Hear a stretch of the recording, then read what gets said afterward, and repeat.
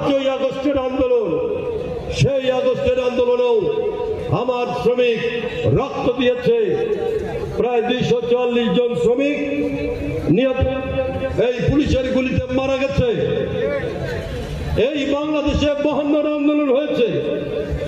এই বাংলাদেশে 68-69 সালে আইয়ুব খানের বিরুদ্ধে আন্দোলন হয়েছে। এই বাংলাদেশে 82-র পর এরশাদের বিরুদ্ধে আন্দোলন হয়েছে। এই বাংলাদেশে বারবার ফ্যাসিবাদের বিরুদ্ধে, শোষকদের বিরুদ্ধে, স্বৈরাচারের বিরুদ্ধে মানুষ লড়াই করেছে। সেই লড়াইয়ে অগ্রভাগে আমার শ্রমিক ছিল।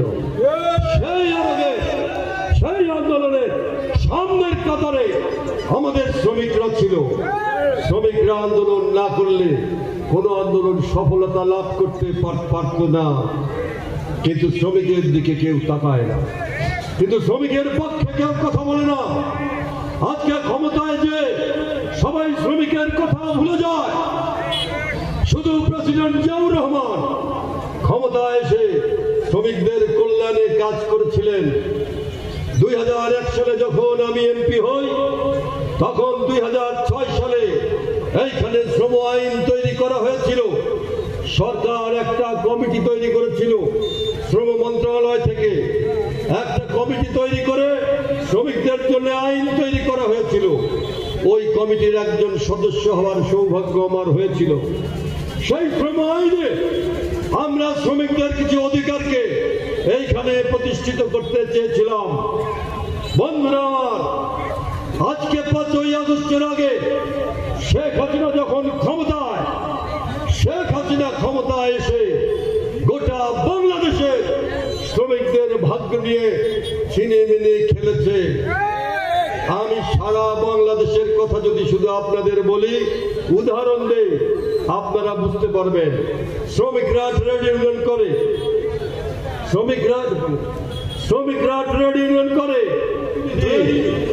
মালিকদের সঙ্গে দর কষাকষি করে। মালিককে বলে আমার ঈদের বোনাসটা ঠিক মতো দাও।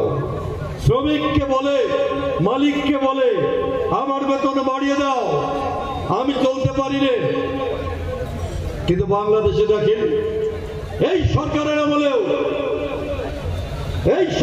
আমলেও ঢাকাতে শ্রমিককে হত্যা করা হয়েছে বেতন ঈদের সময় বেতন চাওয়ার অপরাধে।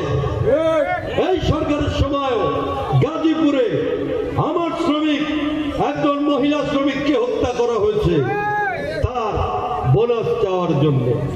এই সরকারের আমলেও আমাদের শুনতে হচ্ছে যে ঈদের সময় বিভিন্ন শিল্প অঞ্চলে আন্দোলন হচ্ছে, সংগ্রাম হচ্ছে বেতনের দাবিতে, বোনাসের দাবিতে। ঈদ আসে যায়, সাহেবরা বাজার করার জন্য সিঙ্গাপুর যায়, ব্যাংকক যায়, আমার শ্রমিক বেতন পায় না। তাই শ্রমিকরা আন্দোলন করে যে তুমি সিঙ্গাপুর যাও সাহেব বিবি নিয়ে, বউ বাচ্চা নিয়ে বাজার করার জন্য, ঈদ করার জন্য, আর আমি সারা বছর সারা মাস মাথার ঘাম পায়ে ফেলেছি, আমার বেতন দেবে না, তা তো হয় না। তার বিরুদ্ধে কথা বলে আমার শ্রমিক এই বাংলাদেশে আজও এখনো। বন্ধুরা আমার, সেই জন্য ট্রেড ইউনিয়ন দরকার। ট্রেড ইউনিয়ন হচ্ছে শ্রমিকদের অধিকার আদায় করার একটা সংগঠন।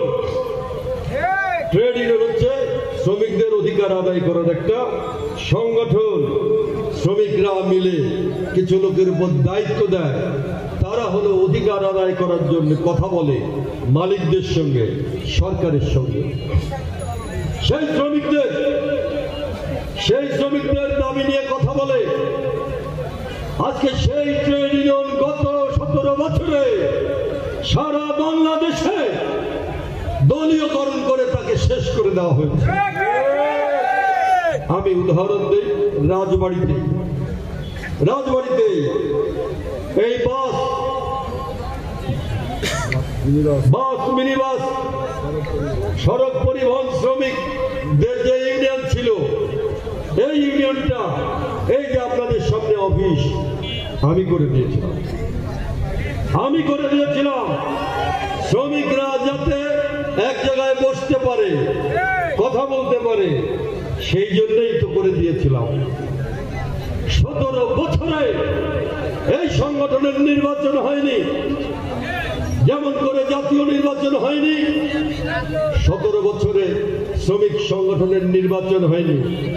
এই নিচের তলা ভাড়া দেওয়া হয়েছে, উপরের তলাও ভাড়া দেওয়ার জন্য নোটিশ দেওয়া হয়েছিল। শ্রমিকরা এখানে আসে না, এখানে আলো জ্বলে না, শ্রমিকদের কোলাহল এখানে নাই। সেই শ্রমিক সংগঠন শেষ।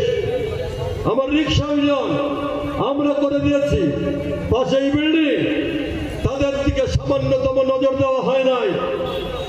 আজকে বাজার কমিটি, আজকে স্কুল কমিটি, কলেজ কমিটি, আজকে নির্মাণ শ্রমিক, আজকে দর্জি শ্রমিক, আজকে হকারদের সংগঠন, এরকম বিভিন্ন সংগঠন আছে।